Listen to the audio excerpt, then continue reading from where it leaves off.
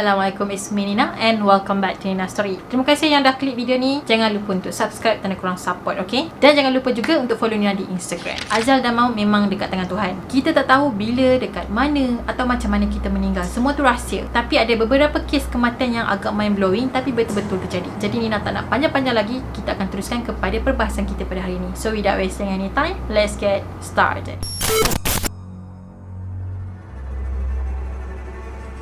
Kisah ni pernah viral dulu tentang seorang lelaki yang hilang tanpa kabar selama 10 tahun. Tapi endingnya dia telah dijumpai berada dekat belakang freezer. Pada November tahun 2009, Larry Ellie yang berusia 25 tahun pada masa tu telah dilakukan hilang oleh mak dan ayah dia di Iowa, Amerika. Larry sebenarnya seorang pekerja di sebuah pasaraya North Frills. Jadi last parents dia berjumpa dengan dia pada 28 November pada tahun 2009. So sejak dari hari tu, diorang tak pernah lagi jumpa dengan anak lelaki diorang. Sehari sebelum dia menghilang tu, Larry balik ke rumah macam biasa lepas dah habis kerja dekat pasaraya. Tapi mood Larry pada masa tu macam lain sikit daripada hari-hari yang sebelumnya. Tak macam biasa. Mak dia perasan yang Larry ni macam pelik sikit. Jadi dia pun decide lah untuk bawa Larry ni pergi jumpa dengan doktor. Lepas tu doktor tadi tu pun dia bagilah ubat anti-depress dekat Larry supaya keadaan Larry ni bertambah stabil. Tapi ubat tu macam tak ada efek tau. Keadaan Larry makin bertambah teruk. Dia semakin kuat berhalusinasi. Lepas tu dia kata yang dia dengar suara-suara yang entah mana datang dia. Bukan tu je, dia kata ada seseorang yang ikut dia. Dan benda tu buatkan dia rasa takut. Kehilangan Larry pada masa tu memang kecoh dekat tempat dia. Poster gambar Larry ditampak di merata-rata tempat. In case orang awam nampak Larry ni dekat mana, so diorang boleh call parents dia. Tapi disebabkan maklumat ataupun clue pasal Larry ni terlalu sikit, so menyukarkanlah pihak polis untuk melakukan siasatan. And at the end, case closed. Even case ni memang mendapat perhatian, tapi pencarian pihak berkuasa menemui jalan buntu. Maklumat yang diorang ada untuk mencari Larry terlalu sikit. Akhirnya case tu pun senyap macam tu lah. Kemudian pada tahun 2016, pasaraya North Frills tadi telah ditutup sepenuhnya. And sejak pada hari tu juga, bangunan tadi telah dibiarkan macam tu je. Kemudian pada Januari tahun 2019, beberapa orang pekerja kontraktor telah diarahkan untuk mengosongkan bangunan tadi. So diorang kena clear lah rak-rak yang ada dekat dalam tu dan juga freezer. So masa diorang tengah alih-alih freezer ni, diorang telah terjumpa mayat yang telah reput di belakang freezer. So dia terkepit di antara dinding dan juga freezer. Ruang tadi tu pula agak sempit, iaitu cuma seluas 18 inci je. So diorang pun report lah polis dan melaporkan tentang apa yang terjadi. Keadaan jasad tu memang dah teruk, memang susah nak dicap dah. Yelah dah 10 tahun kan. Of course lah memang dah tak ada apa dah. Dan ada sebahagian badan dia yang dah pun reput. Dan masa ni detektif yang tengah siasat kes ni, dia teringat tau tentang kejadian kehilangan Larry 10 tahun yang lepas. Jadi dia pun terfikir mungkin Larry ni adalah anak kepada pasangan yang hilang tu. Pakaian yang mayat tu pakai sepadan dengan pakaian last Larry pakai. Lepas tu diorang pun check lah DNA mayat tadi tu dengan DNA mak ayah Larry. Seminggu kemudian keluar result memang mengesahkan yang mayat tadi tu sebenarnya adalah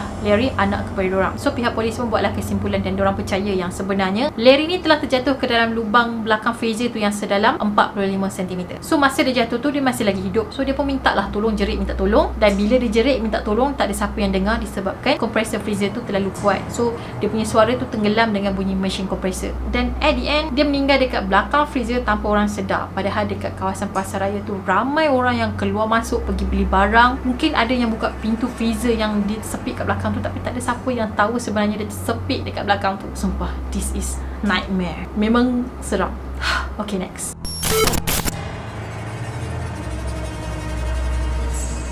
Yang seterusnya ni, Nina akan cerita beberapa kes yang pernah terjadi semasa penggambaran filem. Dan mangsa-mangsa ni telah meninggal dekat tempat kejadian. Dan mangsa-mangsa yang malang ni meninggal dalam satu kejadian yang tak disangka-sangka. Mangsa pula terdiri daripada selebriti dan juga kru production.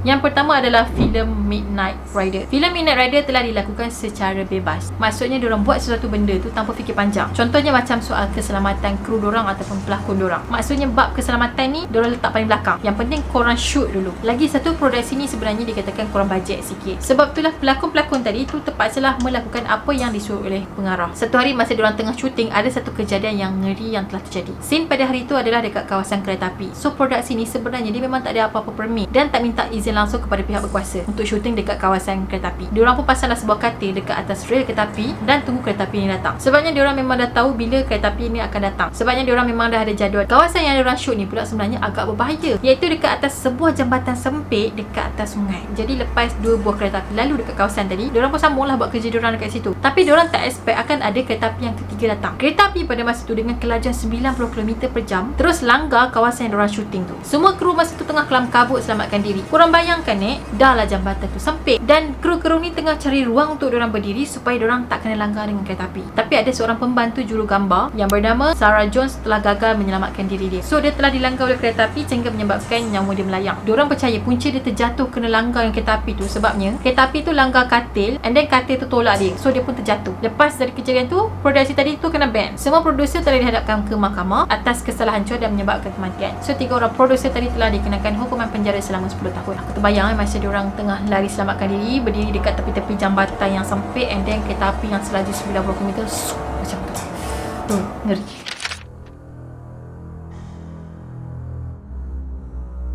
Okay, filem yang seterusnya adalah filem Deadpool 2. So, filem Deadpool ni sebenarnya adalah salah satu favourite Nina jugalah. Sebab dia ada unsur-unsur lawak dalam tu. Jadi, kita terhibur.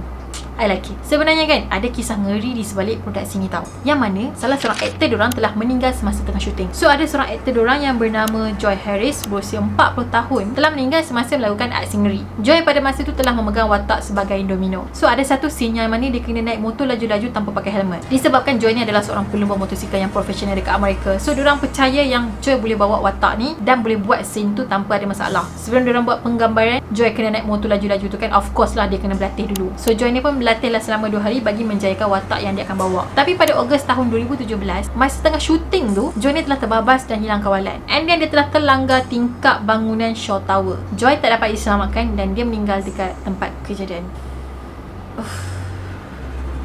Sian tu, tengah shoot aksi ngeri, tiba-tiba nyawa yang tergadai.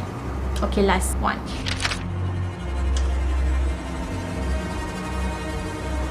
Okay, yang last ni adalah dokumentari tentang The Crocodile Hunter. Dulu Nina dengan satu family memang suka layan dokumentari ni. Kalau korang memang layan dokumentari tadi, korang mesti kenal Steve Irwin. Steve yang berusia 44 tahun, berasal dari Australia, memang sangat sukakan hidupan liar, terutamanya buaya. Dia memang seorang lelaki yang berani dekat dengan buaya liar yang agresif. Dia juga ada zoo sendiri untuk memelihara haiwan-haiwan liar. Bukan tu je, dia ada jugalah tubuhkan sebuah organisasi untuk menyelamatkan dan melindungi buaya. So dia memang banyaklah terlibat dengan aktiviti amal yang melibatkan hidupan liar. Pada 4 September pada tahun 2006, pada masa tu dia tengah syuting sebuah dokumentari yang bertajuk Ocean Deadly, Steve telah disengat oleh seekor ikan pari. Pada masa tu dia tengah syuting dekat Queensland, Australia. Masa kejadian tu dia tengah menyelam dan dada dia kena tusuk dengan duri ikan pari gergasit. Tusukan duri tu hampir terkena jantung dia tau. And then 10 minit kemudian Steve telah meninggal disebabkan serangan jantung. Dulu Nina memang minat gila tengok dokumentari dia, memang best. Ya, rest in peace Steven.